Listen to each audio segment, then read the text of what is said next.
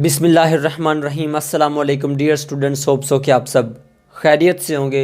Dear students, आज हम पढ़ेंगे first year physics chapter number 7 का topic simple pendulum. Dear students, सबसे पहले इसको डिफ़ाइन करते हैं, उसके बाद इसकी एक्सप्लेनेशन की तरफ जाते हैं।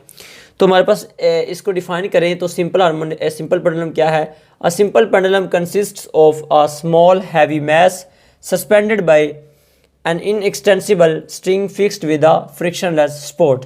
ये हमारे पास एक मैस पे कंसिस्ट करता है जो कि हमारे पास इनएक्सटेंसिबल स्ट्रिंग के साथ हम इसको सस्पेंड कर देते हैं विद फ्रिक्शनलेस सपोर्ट। यानी ये जो सपोर्ट होती है जिसके साथ हम इसको सस्पेंड करते हैं, ये फ्रिक्शनलेस होती है। इसमें कोई फ्रिक्शन नहीं होनी चाहिए, कोई रेजिस्टेंस नहीं होनी चाहिए, कोई एयर की रेजिस्टेंस वगैरह इसमें नहीं होनी चाहिए। अच्छा, इसको अब हम एक्सप्लेन करते हैं। तो डियर स्टूडेंट्स, ये सबसे पहले हमारे पास क्या है, हमने इसमें एक बॉब लिया हुआ जिसका मैस m है। ये यहाँ पे एट रेस्ट है, रेस्ट यानी कि मीन पोजीशन पे है, x यहाँ पे 0 है। और मीन पोजीशन पे हमें पता है ये इसका जो वेट है वो वर्टिकल डाउनवर्ड एक्ट कर रहा है, W = mg होता है। और ये वेट इक्वल है टेंशन के। इस रस्सी में जो टेंशन है, अपवर्ड फोर्स है जो इसकी वेट और टेंशन, ये अपवर्ड ऑपोजिट इन डायरेक्शन है बट इक्वल इन मैग्नीट्यूड यहाँ पे है। तो जिसकी वजह से ये एक दूसरे को कैंसिल आउट कर रहे हैं। जबकि यहाँ पे जब हमने इसको फोर्स लगाई और फोर्स लगाने के बाद आप यहाँ पे इसको लेके गए हैं कहाँ पे, एक मीन पोजीशन, लेट्स सपोज इसको हम कह दें पोजीशन ए पे लेके गए हैं, मीन से एक्सट्रीम पोजीशन पे। अब इस एक्सट्रीम पोजीशन पे जब हम इसको फोर्स लगा के गए हैं तो इसने जो एक आर्क लेंथ यानी डिस्टेंस का डिस्प्लेसमेंट कवर किया है वो एस हम यहाँ पे कंसिडर कर रहे हैं। अगर हम ये देखें कि यहाँ से यहाँ तक इसका क्या बन रहा है, लीनियर लेंथ कितनी बन रही है, यानी लीनियर इसका आप देखिए फासला, तो डिस्टेंस कितना बन रहा है, फ़र्ज़ कर लें ये x है। अब यहाँ से यहाँ तक ये जो स्ट्रिंग है इसके लेंथ हमारे पास l है। और जब हमने इसको फोर्स लगा के एक्सट्रीम पोजीशन ए पे लेके गए तो एंगल हमारे पास आ रहा है थीटा। अब देखिए इस केस में तो ये था कि w वेट और टेंशन ये दोनों एक दूसरे को कैंसिल आउट कर रहे थे, लेकिन इन केस कि हमारे पास ये एक किसी थीटा एंगल पे है। अब यहाँ पे इसका वेट जो है वो दो कंपोनेंट्स में डिवाइड हो रहा है। इस केस में हम इसके दो कंपोनेंट्स बनाएंगे, एक ये कंपोनेंट होगा, इसको यहाँ पे हम ऐसे बना लेते हैं। ये इसका होता है mg cos थीटा, क्योंकि बेस पे जो हमारे पास कंपोनेंट होता है वो cos होता है, जबकि थीटा के सामने जो होता है वो हमारे पास साइन होता है। इसका दूसरा कंपोनेंट u बनाएंगे और ये क्या है mg sin थीटा। अब ये वेट के दोनों कंपोनेंट लिए हैं। अब इसमें देखा जाए जैसे ये वेट इसको कैंसिल आउट कर रहा था टेंशन को, इसी तरह अब इस वेट का ये वाला कंपोनेंट ये क्या है, डाउनवर्ड और टेंशन अपवर्ड है, तो ये इसको कैंसिल आउट कर रहा है। जबकि mg sin थीटा इस ऑसिलेशन में पार्टिसिपेट कर रहा है। यानी हम ये कह सकते हैं कि सिंपल हार्मोनिक मोशन में हमारे पास इस वेट का कौन सा कंपोनेंट यूज़ हो रहा है, वो हमारे पास mg sin थीटा हो रहा है, क्योंकि इसकी डायरेक्शन ये है और इसी डायरेक्शन में जो बॉडी वो क्या कर रही है, एग्जीक्यूट कर रही है। अच्छा, उसके बाद हम इसको ये भी कह सकते हैं, ये जो हमारा mg sin थीटा है ये हमारा वेट जो कि कंपोनेंट है, इसको हम ये भी कह सकते हैं ये हमारा रिस्टोरिंग फोर्स है, क्योंकि रिस्टोरिंग फोर्स हमेशा बॉडी को मीन पोजीशन की तरफ पुल करती है। तो ये बेसिकली मीन पोजीशन की तरफ पुल कर रही है, जिस डायरेक्शन में हमने फोर्स लगाई है उसके ऑपोजिट डायरेक्शन में। तो हमें पता है कि ऑपोजिट डायरेक्शन की वजह से इसके साथ नेगेटिव भी आएगा। तो हम इसको कैसे लिखेंगे, restoring force is equal to -mg sin theta.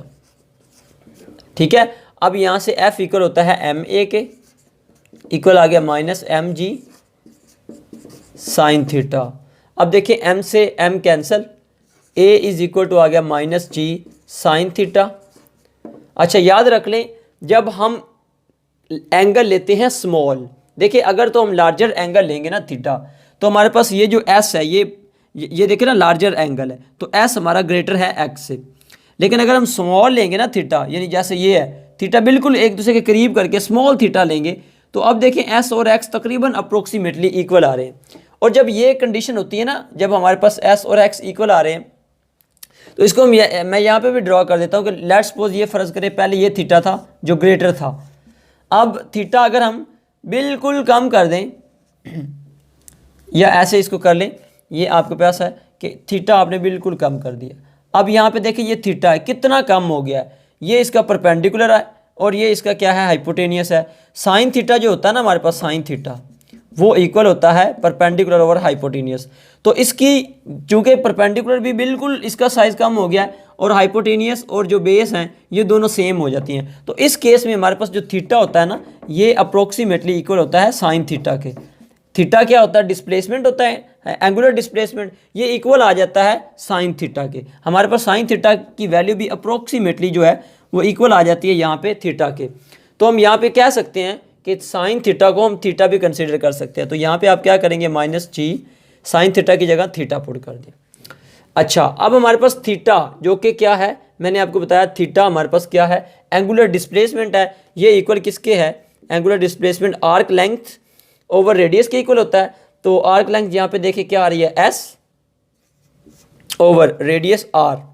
अब देखें अगर फर्ज करें हमने एंगल लिया है स्मॉल एंगल लिया, जब स्मॉल एंगल लेंगे तो मैंने कहा स्मॉल एंगल पे थीटा पे जो एस है वो एक्स इक्वल हो जाएगा। तो एस की जगह हम क्या लिख देंगे, एक्स, क्या लिख लेंगे, एक्स ओवर आर की जगह हम क्या लिखेंगे कि अगर ये एक पूरा सर्कल कंप्लीट होगा, फर्ज करें ये एक पूरा इस तरह करके एक सर्कल कंप्लीट होगा पूरा, जब ये पूरा सर्कल कंप्लीट होगा तो इसमें हम अगर रेडियस लें तो ये सेंटर वाला सर्कल का, तो सेंटर का रेडियस तकरीबन एल बन रहा है। तो हम आर की जगह क्या लिख सकते हैं, एल। तो थीटा हमारे पास ये आ गया। तो theta is equal to x over l, यहाँ पे पुट करें तो एक इसके इक्वल आ गया minus g x over L. इसे आप इक्वेशन नंबर 1 का नाम दे दें। अच्छा, इसी तरह हमारे पास एक्सेलरेशन का एक फार्मूला होता है जो हम रिलेट करते हैं एंगुलर एक्सेलरेशन एंगुलर वेलोसिटी के साथ, a is equal to minus omega square x. अब इसको इक्वेशन 2 का नाम दें और इन दोनों को कंपेयर कर लें। कंपेयर करें तो क्या आ जाएगा, minus g x over l is equal to minus omega square x. अब यहाँ से ये भी कट गया, माइनस से माइनस गया, एक्स से एक्स गया, तो ओमेगा स्क्वायर किसके इक्वल आ गया, is equal to omega square आ गया हमारे पास जी ओवर एल के इक्वल आ गया। ठीक है, अब यहाँ से आगे हम इधर करते हैं इसको। नेक्स्ट, ये ओमेगा स्क्वायर हमारे पास किसके इक्वल आ गया है, ओमेगा स्क्वायर आ गया हमारे पास इक्वल जी ओवर एल के। अच्छा, अभी हमें पता है कि हमारे पास जो होती है वैल्यू टाइम पे ओमेगा की, ओमेगा होता है 2 पाई ओवर टी होता है। तो अगर हम यहाँ पे ये वैल्यू पुट करें तो क्या आ जाएगी, 2 पाई ओवर टी का इसका स्क्वायर आ जाएगा, साथ में जी ओवर एल ऐसे ही आ जाएगा। अब इसका अंडर रूट ख़त्म करने के लिए क्या करें, दोनों तरफ अंडर रूट लें, ये इसके साथ कट गया तो क्या आ गया, 2 pi over t is equal to g over l under root. अब हमें टाइम पीरियड का फॉर्मूला निकालना है, तो टाइम को इधर ले जाएं और इस पूरी टर्म को इधर ले आएं।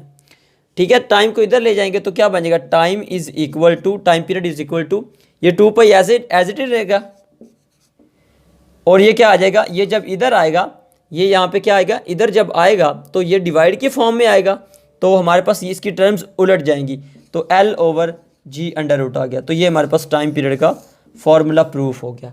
ये जब इधर आएगा ना, क्योंकि यहाँ पे देखिए फ़र्ज़ करें लेट्स सपोज यहाँ पे 1 है, तो ये इधर जब आएगा यहाँ पे मल्टीप्लाई हो रहा है तो डिवाइड के फॉर्म में जी ओवर एल है, जब ऊपर जाएगा तो एल ओवर जी बन जाएगा। तो इस तरह हम सिंपल पेंडुलम का टाइम पीरियड का फॉर्मूला निकाल लेते हैं। और अगर हम यहाँ से फ्रिक्वेंसी निकालना चाहें तो हमें पता है फ्रिक्वेंसी टाइम पीरियड का क्या होती है, रेसिप्रोकल। फ्रिक्वेंसी टाइम पीरियड का क्या होती है, रेसिप्रोकल। तो इसका मतलब इसको 1 ओवर की फॉर्म में लिखेंगे तो फ्रिक्वेंसी क्या आ जाएगी, फ्रिक्वेंसी आ जाएगी 1 ओवर 2 पाई हो जाएगा और ये भी टर्म्स उलट जाएंगी, जी ओवर एल हो जाएगा, एल ओवर जी की जगह। तो ये हमारे पास क्या आ जाएगा, फ्रिक्वेंसी का रिलेशन आ जाएगा।